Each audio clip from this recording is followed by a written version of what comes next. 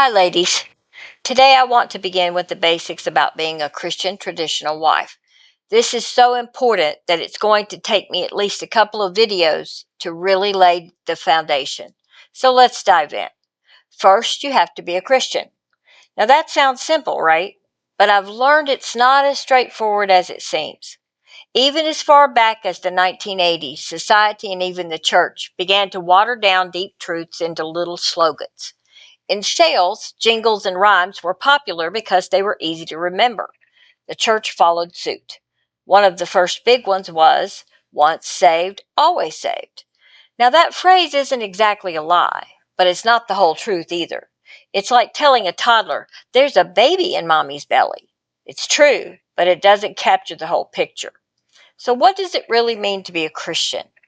Jesus himself gives us a clear explanation in Matthew 13 with the parable of the sower. He describes seed falling on four different kinds of soil. The path, where the birds snatch it away.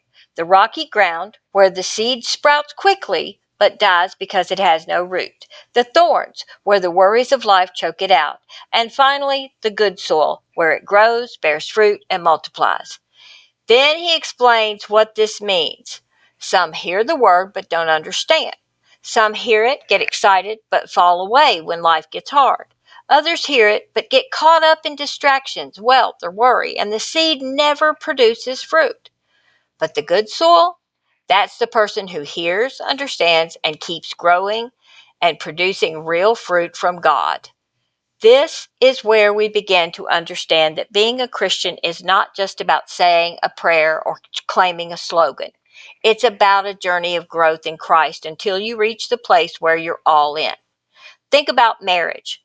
First, you make a vow, but the real work begins after the ceremony.